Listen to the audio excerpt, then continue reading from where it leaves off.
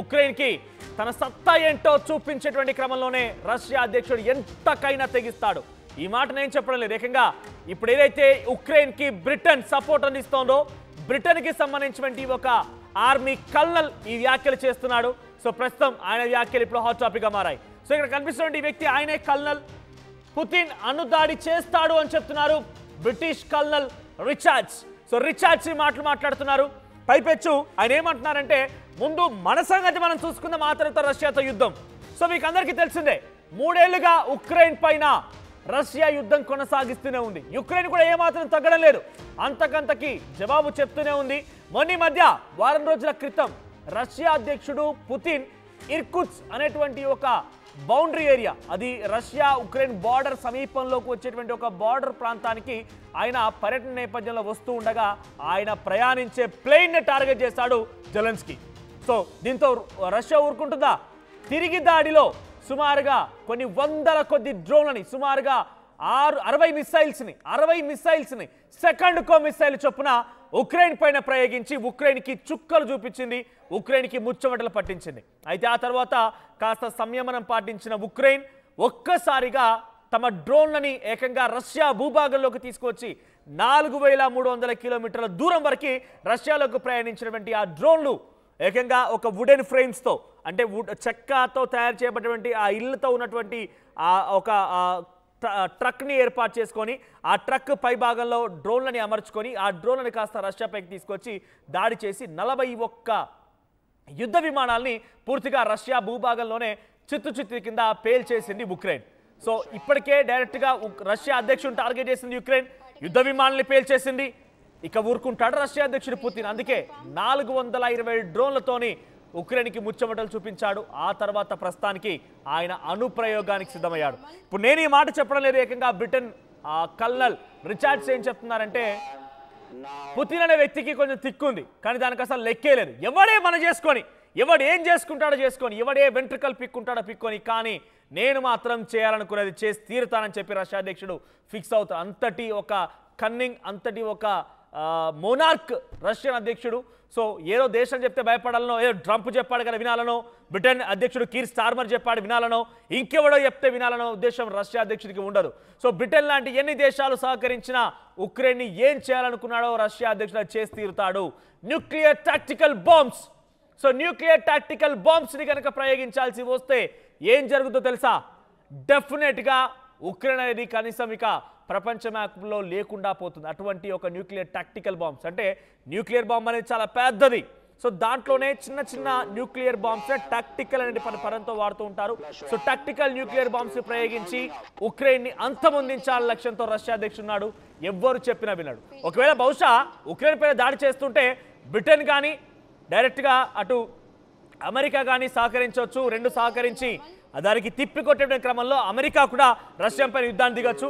మేము కూడా, అంటే ఆయన రిచార్డ్స్ చెప్తున్నారు కాబట్టి రిచార్డ్స్ మాటల్ని మీకు అనువదిస్తున్నాను కాబట్టి రిచార్డ్స్ ఏం చెప్తున్నారంటే బ్రిటన్ కూడా డైరెక్ట్గా యుద్ధ క్షేత్రంలో దిగిపోయి మేము కూడా రష్యాతో యుద్ధం చేయొచ్చు, కానీ మనకున్నటువంటి శక్తి సామర్థ్యాలు సరిపోవు.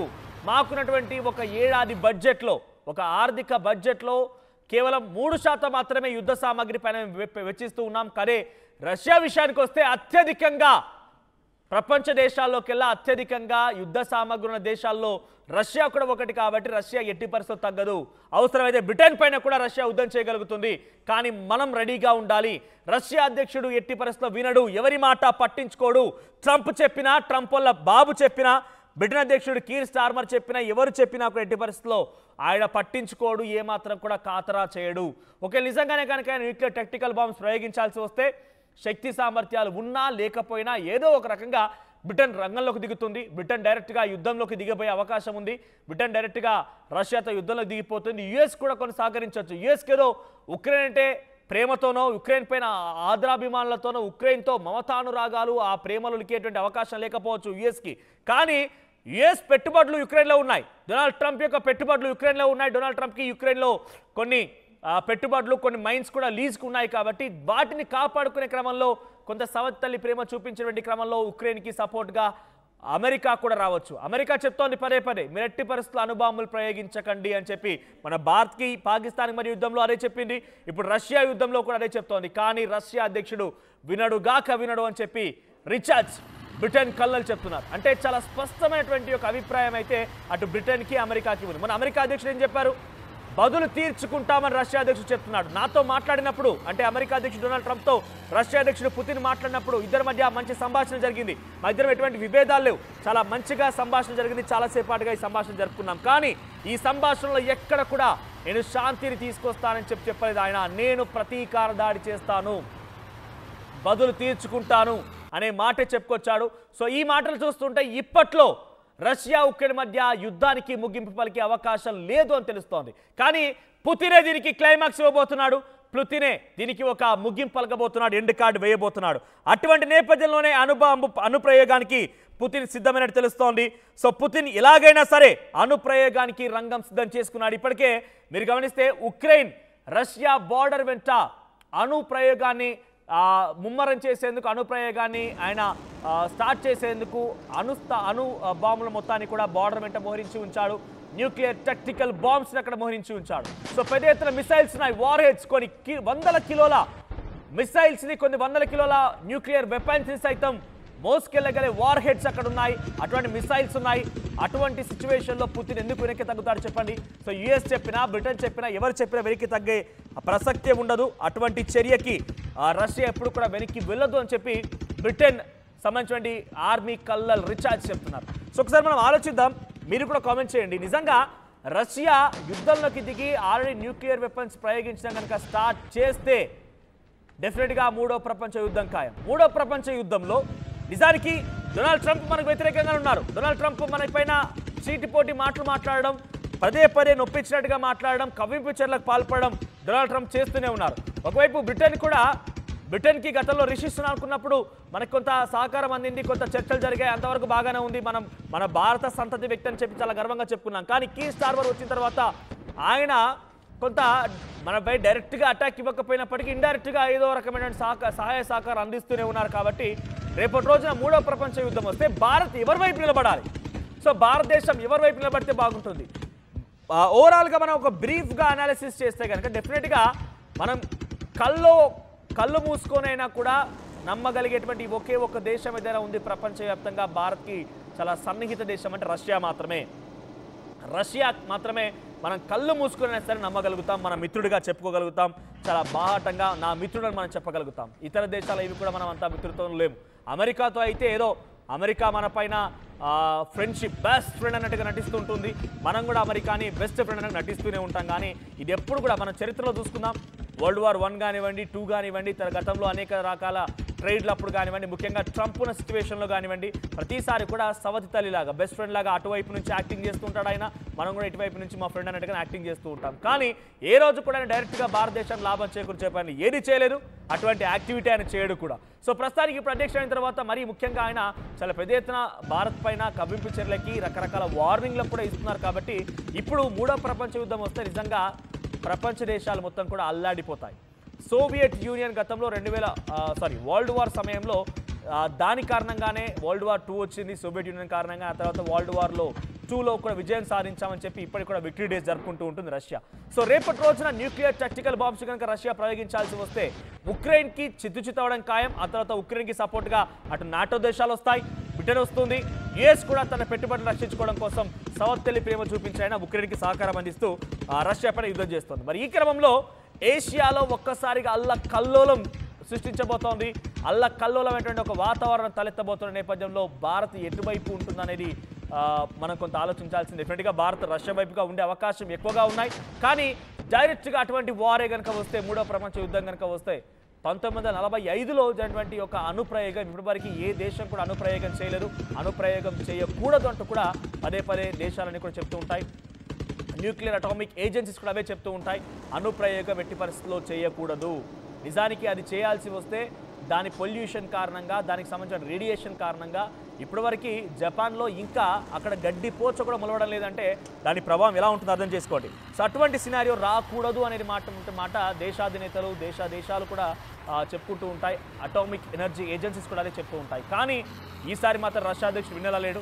ఉక్రెయిన్ పదే ఏకంగా తమ భూభాగంలోకి వచ్చి చొరబడి మరి దాడి చేసింది అని అంటే డెఫినెట్గా ఆ దేశం ఆలోచించాల్సిందే.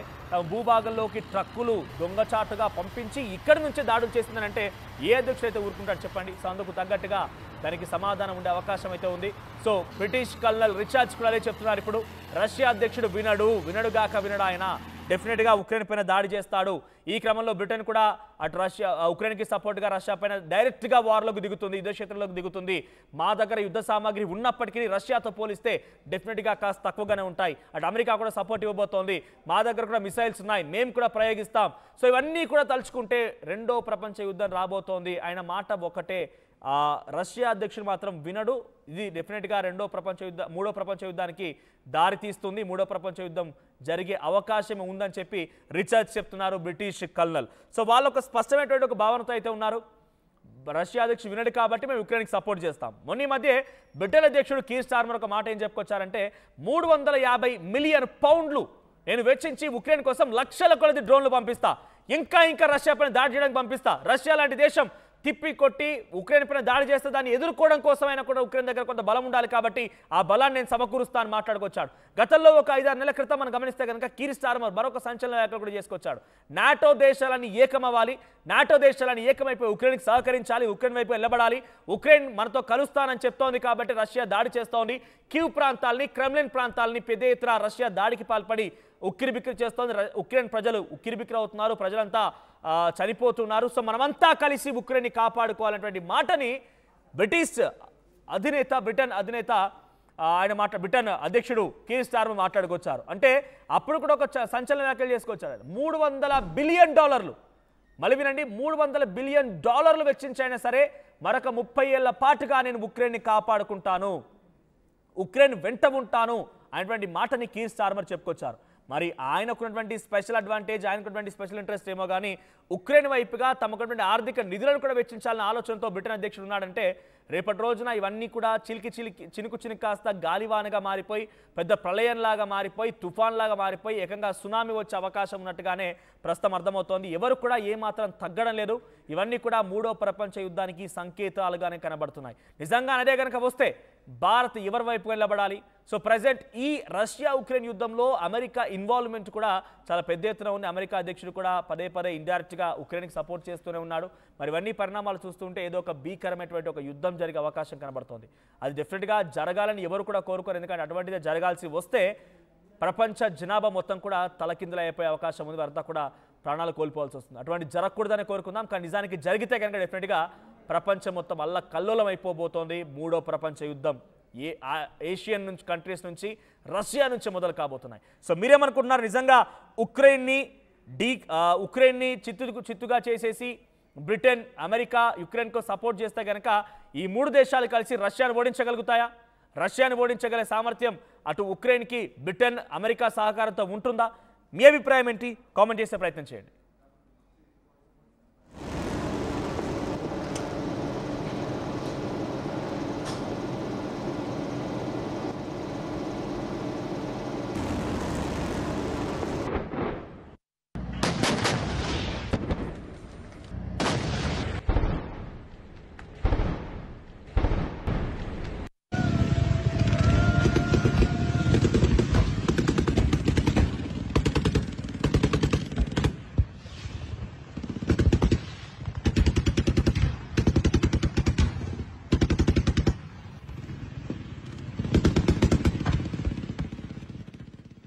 రైట్. సో రష్యాని నిజంగా ఉక్రెయిన్ ఎదుర్కోగలుగుతుందా? నిజంగా జెలెన్స్కీ రష్యా అధ్యక్షుడు పుతిన్ని ఓడించగలుగుతా అంతటి సామర్థ్యం ఉంటుందా? సార్ మీరు కామెంట్ చేయడం, కొంతమంది ఇక్కడ కామెంట్ చేశారు ఆల్రెడీ. చంద్రాని కామెంట్ చేశారు, భారత్ మద్దతు రష్యాకే ఉండాలని చెప్పి కామెంట్ చేశారు ఆయన. అయితే మరొకరు కిట్టు టెక్ అంట పుతిన్కే సపోర్ట్ ఇవ్వాలని చెప్పి ఇంకొకరు కామెంట్ చేశారు. సో బలహీనుని వైపు ఉండాలి, బలవంతుని వైపు ఉండకూడదు, ఇది నా అభిప్రాయం అని ఇంకొకరు కామెంట్ చేశారు. ఇక్కడ బలహీనుడు బలవంతుడు అనే విషయం పక్కన పెడితే ఉక్రెయిన్ ఏకంగా రష్యా అధ్యక్షుడినే టార్గెట్ చేసే విధంగా తను వెళ్తున్నటువంటి ఆ ప్లేన్నే డ్రోన్తో దాడి చేసి హతమార్చే విధంగా ప్లాన్ చేస్తుందంటే ఇక్కడ బలహీనుడు ఎవరు, బలవంతుడు ఎవరు అర్థం చేసుకోవాలి. సో ఇక్కడ ఉక్రెయిన్ మనం బలహీనుడిగా చూడలేం. ఎందుకంటే బ్రిటన్ $300 మిలియన్ ఖర్చు చేయడానికి సిద్ధంగా ఉంది. అటు అమెరికా అధ్యక్షుడు డొనాల్డ్ ట్రంప్ కూడా ఇండైరెక్ట్గా ఉక్రెయిన్ సపోర్ట్ చేస్తున్నాడు. ఇక్కడ బలహీనుడిగా మనం ఉక్రెయిన్ని చూడలేం.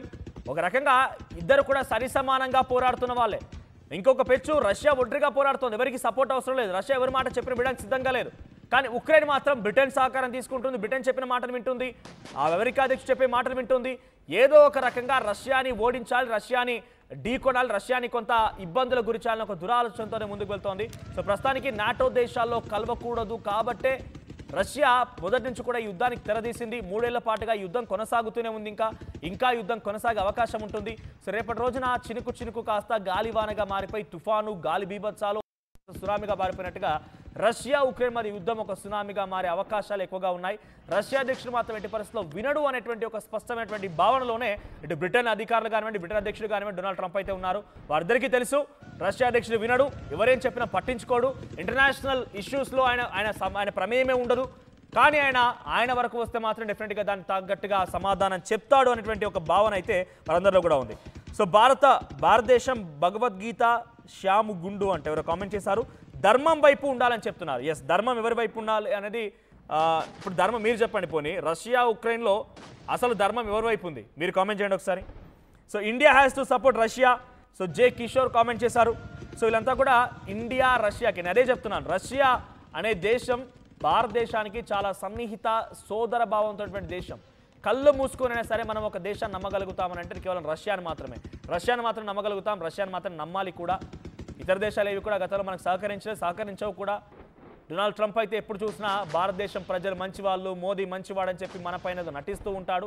మనం కూడా అదే రకంగా నటించాలి తప్ప రష్యాతో ఉన్నటువంటి స్నేహాన్ని మనం అమెరికాతో కూడా కంటిన్యూ చేస్తామంటే ఎట్టి పరిస్థితుల్లో అది తగదు కూడా. ఇక్కడ ఉప్పుటూరి శ్రీనివాస్, రష్యాకి భారతదేశం సపోర్ట్ చేయాలి. ఎస్, రష్యాకి భారతదేశం సపోర్ట్ చేయాలని కామెంట్ చేశారు శ్రీనివాస్. ఇక మళ్ళీ భారతదేశం భగవద్గీత శ్యామ్ గుండు ఆయన ఏం చెప్పారంటే, అక్కడ కావాల్సింది బలహీనుడు బలవంతుడు కాదు, ధర్మం ఉంటుందా ఆడే ఉండాలి. So India has to support Russia అని సిద్ధు ముదసాని కామెంట్ చేస్తున్నారు. ఇక Venkatraju, India is in dharma side. Yes, India is in dharma side అట. సో న్యాయం ఎవరి వైపుగా ఉంటుందో అటువైపుగానే ఇండియా ఉంటుందనేది మీ అభిప్రాయంగా ఉంది. సో పుతిన్ని హీరోగా అభివర్ణిస్తూ బీపీ జీవైటీ 999+. సో మీ పేరు అర్థం కాలేదు, సో ఇంట్రెస్టింగ్గా ఉంది. సో పుతిన్ని హీరో అంటున్నారు. సో ఇప్పుడు వాళ్ళు చెప్తున్న అదే. ఇప్పుడు నేను అంతా ఓవరాల్గా చెప్పాల్సింది ఏంటంటే, బ్రిటన్ అధికారి, ఆర్మీ అధికారి ఒకరు ఏం చెప్తున్నారంటే, రష్యా అధ్యక్షుడు ఎట్టి పరిస్థితుల్లో వినడు, ఆయన కొంచెం తిక్క, డెఫినెట్గా అణుబాంబును ప్రయోగిస్తాడు, మనమంతా సిద్ధంగా ఉండాలని వారంతా భావిస్తున్నారు. రష్యా అధ్యక్షుడు అంటే ఒక రకంగా ఇండైరెక్ట్గా వాళ్ళు భయపడుతూనే ఉన్నారు. సో ఇది మన రష్యాని పొగడడం కోసమో, రష్యా గురించి చాటి చెప్పడం కోసం మన ఉద్దేశం కాదు, కానీ వాళ్ళంతా అలా భావిస్తూ ఉన్నారు. ఆ విషయాన్ని మీకు చెప్పే ఉద్దేశం ఇక్కడ కూడా. సో ఇక్కడ India is in dharma side అంటూ వెంకట్రాజ్ చెప్తున్నారు. ప్రో నరేందర్ గేమర్ అంట, దశకి భారత్ సపోర్ట్ చేయాలి. సో తర్వాత బలం లేని కాదు, న్యాయం రష్యా వైపు ఉంది, మనం నమ్మకమైన మిత్రుడు కూడా రష్యానే. So every time India supported Russia అంట వెల్ది శ్రీనివాస్ కామెంట్ చేశారు. ఇక రష్యా టాప్ అంట ఆంధ్ర రియల్ ఎస్టేట్. నిజంగా అంటే నేను అదే చెప్తున్నాను, మనకు ఈ మధ్య కాలంలో యుద్ధంకి సంబంధించి S-400 అందించింది కూడా రష్యానే. ఈరోజు భారతీయ ప్రజలు కొంత సేఫ్గా ఉన్నారు, పాకిస్తాన్ చేసిన దాడిని తిప్పికొట్టగలిగామనంటే దానికి కారణం S-400 మనకు అందించింది ఒప్పందంలో భాగంగా రష్యానే. సో రష్యానే మన మిత్ర దేశం, కేవలం మనల్ని కాపాడేందుకే కాదు, ప్రతిసారి కూడా ఏదో రకంగా సహాయ సహకారం అందిస్తూనే ఉంటున్నాం.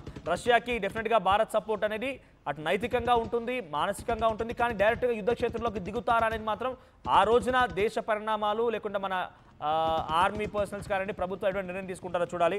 So confirm we are with Russia అని చెప్పి వేద బాలకృష్ణ కామెంట్ చేశారు.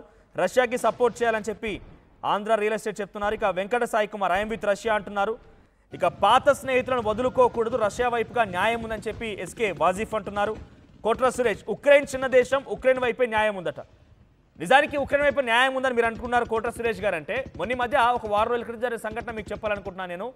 డైరెక్ట్గా రష్యా అధ్యక్షుడు పుతిన్ వెళ్తున్నటువంటి ఒక విమానాన్ని టార్గెట్ చేసి డ్రోన్ ప్రయోగించింది ఉక్రెయిన్. ఇప్పుడు చెప్పండి, ఉక్రెయిన్ మనం చిన్న దేశంగా భావించాలా? ఉక్రెయిన్కి బ్రిటన్ 350 పౌండ్లతో లక్షల కొద్ది డ్రోన్లను ఇవ్వడానికి బ్రిటన్ సిద్ధమైంది. అంటే వారి దగ్గర శక్తి లేకపోయినా బ్రిటన్ వాళ్ళకి సహకారం అందిస్తోంది. సో మీకు వదిలేస్తున్నాను, మీరు ఎటువంటి నిర్ణయం తీసుకుంటారు, మీ అభిప్రాయం ఏంటని మీకు వదిలేస్తున్నాను. కాకపోతే జరిగేటువంటి వాస్తవాన్ని మీకు చెప్పే ప్రయత్నం చేస్తున్నా. అమెరికా అటు ఉక్రెయిన్ సపోర్ట్ చేస్తోంది, అటు రష్యా సపోర్ట్ రష్యా ఒంటరిగానే ఉంది, కానీ ఉక్రెయిన్కి బ్రిటన్ సపోర్ట్ ఉంది, అమెరికా సపోర్ట్ ఉంది. ఇప్పుడు చిన్న దేశం ఎవరో మీరు చెప్పండి.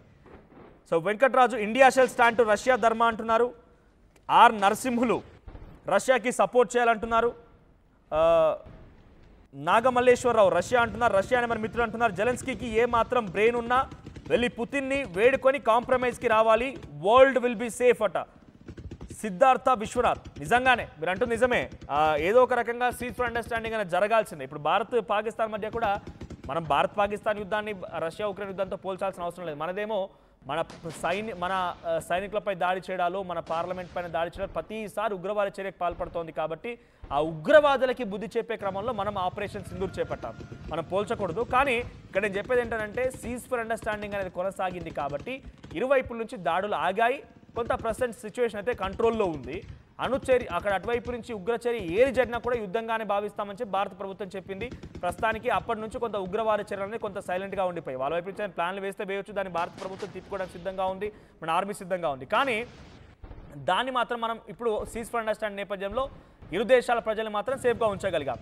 సో మీరు చెప్తున్నట్టుగా, ఎవరు ఇందాక చెప్పినట్టుగా సిద్ధార్థ విశ్వనాథ్ చెప్పినట్టుగా జెలెన్స్కీ రష్యాతో అండర్స్టాండింగ్కి వెళ్ళి కంట్రోల్లోకి వస్తే తప్ప ప్రపంచం అనేది సేఫ్గా ఉండదు అని చెప్తున్నారు ఆయన. సో మొన్న ఈ మధ్య టర్కీలో కూడా ఇరు దేశాల మధ్య ఒప్పందం కోసం జరిగింది, కానీ కేవలం కొన్ని నిమిషాలు మాత్రమే, ఎవరు విడలేదు. ఉక్రెయిన్ ఏమంటోంది, నాకు బ్రిటన్ సపోర్ట్ ఉందని విర్రవీగుతోంది ఉక్రెయిన్. రష్యా ఒంటరిగా అయినా పర్వాలేదు, నేను ఉక్రెయిన్ మాత్రం ఎట్టి పరిస్థితుల్లో వదిలిపెట్టే ప్రసక్తి లేదని రష్యా చాలా కరాకడి చెప్తోంది. సో ఎవరు వినడం లేదు కాబట్టి ఇది ఎప్పుడప్పుడే శాంతి చర్చలు, శాంతి అనే మాటే ఉండదు ఇరు దేశాల మధ్య. So CVA Varma I support Russia అంటున్నారు. Russia versus Ukraine war, Russia versus NATO war. Yes exactly, Anishwar Anil చెప్తున్నారు ఇది రష్యా వర్సెస్ ఉక్రెయిన్ వార్ కాదు, రష్యా వర్సెస్ నాటో వార్. ఇంకా ఉక్రెయిన్ నాటో దేశాల్లో సంపూర్ణంగా కలవలేదు కాబట్టి డెఫినెట్గా ఉక్రెయిన్ వార్గానే భావించాలి. ఫెమిలియర్గా ఉక్రెయిన్ వార్ అంటే అర్థమవుతుంది కాబట్టి మనం ఉక్రెయిన్ వార్గానే చూడాలి. సో రష్యాకి భారత్ సపోర్ట్ చేస్తోంది, భారత్కి ఎప్పటికీ రష్యానే మిత్రదేశం అంటూ ర్యామ్స్ కామెంట్ చేశారు. ఇంకా మీరు కామెంట్ చేయండి. నిజానికి ఇక్కడ శత్రువులు ఎవరు మిత్రులని పక్కన పెడితే ఈ యుద్ధంలో భారత్ ఎవరి వైపుగా నిలబడాలి, ఎవరి వైపుగా ఉండాలి, అటువంటి సినారియో వస్తే మూడో ప్రపంచ యుద్ధం కనుక జరగాల్సి వస్తే మాత్రం డెఫినెట్గా ప్రపంచం అయితే అల్లకల్లోలంగా మారే అవకాశం అయితే ఉంది. సో మీ కామెంట్స్ కంటిన్యూ చేయండి.